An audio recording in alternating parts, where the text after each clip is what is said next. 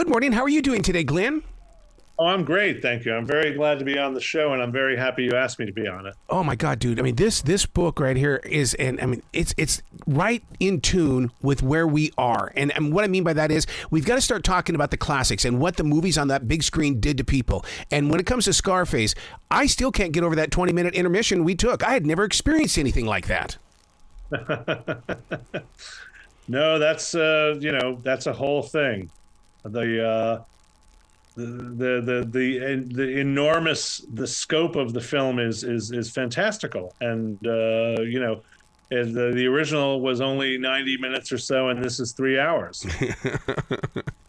Do you think that the popularity and the impact of Scarface was due to what was going on in this country at that time? Because at that time, so many people were coming over to Cuba, and that whole entire Miami area was really just being taken over.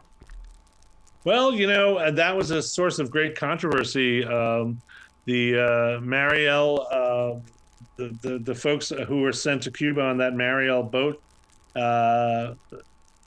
project, it's the beginning of the movie. It says they're enemies of the revolution, so we're giving them to the United States. And this became a kind of a meme that even extended into the Donald Trump campaign.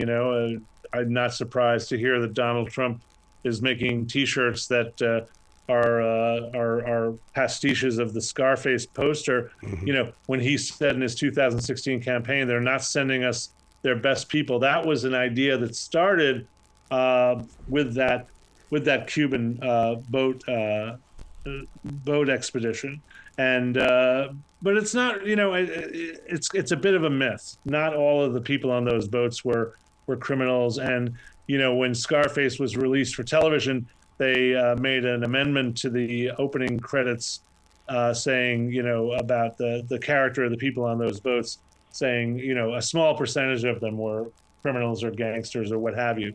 But this event in actual history that was very vivid in people's minds, and that is shown in documentary actual footage during the opening sequences of Scarface, definitely helped contribute to the reality of that motion picture for sure. Did they really go to Cuba in those scenes? Because, to me, that was, we've always had this image of what we think the evil Cuba is. But then when we see this in Scarface, it's like, wow, they're locked in history, and I like where they are. Yeah, I mean, they didn't go to Cuba. There was actually a scene in the original screenplay that would have changed the character of Tony Montana to an extent that the movie would have been unrecognizable, really. That was cut before shooting even started. Wow. They have a scene of Tony on the boat, right?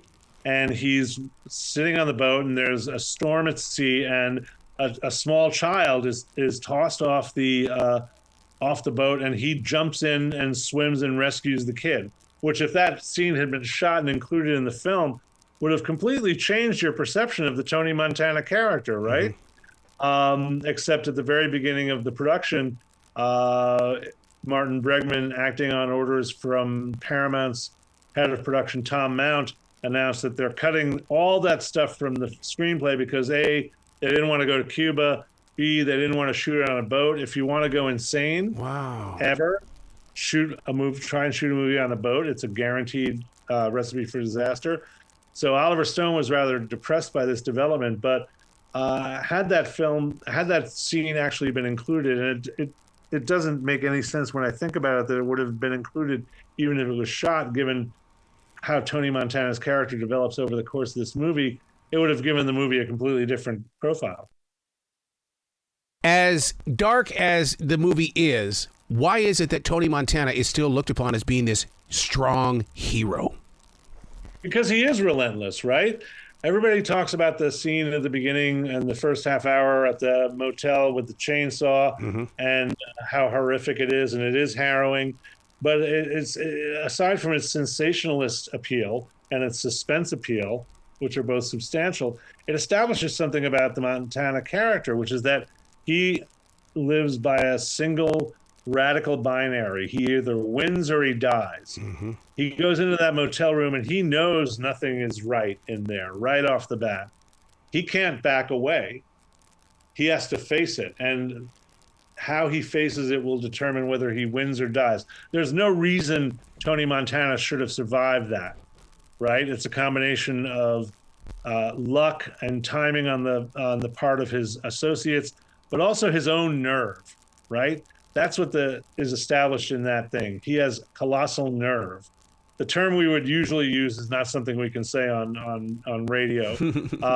But yes, he does have nerve, and that's kind of what makes him an appealing character. It's like he just will not stop. He has a goal in mind. He's the first you get the money, then you get the power, then you get the woman. He does it exactly that way, but he doesn't stop until he gets it.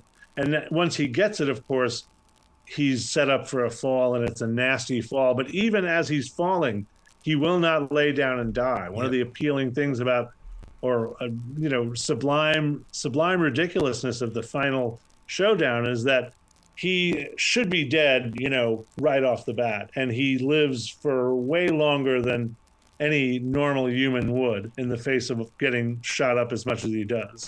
You bring up the woman. That right there, it was stunning to see Michelle Pfeiffer for the first time in my life. And then to read what you put in the book, I was shocked. Oh, yeah, she had a terrible, terrible time. But she now, with hindsight and having had the experience, and the experience did help her as an actor.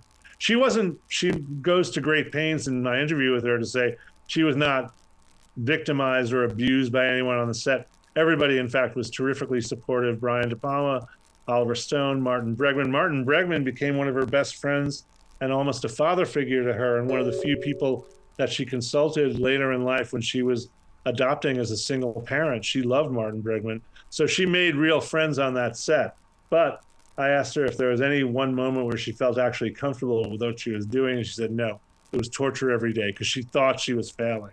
Now you look at that performance, and that's the actual opposite of a failure. Wow.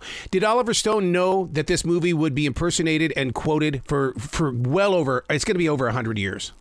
Nobody knew. Oliver didn't know. Brian De Palma didn't know. They're both pretty hip guys, but neither of them are very big hip hop guys. So the film's whole embrace by rap stars is something that still amuses and mildly befuddles them, but they're grateful for the attention, that's for sure. When you make a film that's immortal, the way that this film has become immortal, you don't look a gift horse in the mouth. You don't really want to interrogate the reason, why it's immortal. Just go with it.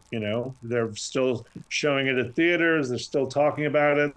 They're writing books about it. Yep. And so, yeah, it's great for them, but they weren't expecting it. And frankly, the box office, when it came out theatrically, despite being fairly respectable, was not so huge that you thought you had another Gone with the Wind on your hands. Yeah. I remember sitting down with my father and talking about Scarface, and he looked at me and he says, finally, Pacino is a real movie star. He was only an actor in The Godfather. And I went, oh my God. And I never thought about this. This really set him up for everything that was going to happen afterwards.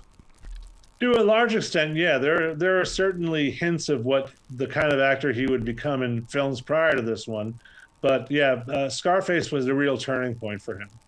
One that he almost squandered by following it up with a movie called Revolution that bombed so badly that he actually stopped making films for several years. Wow.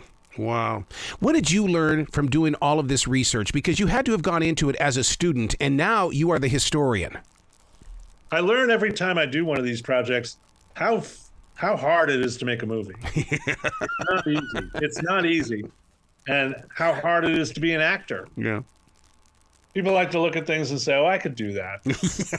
You probably actually could not.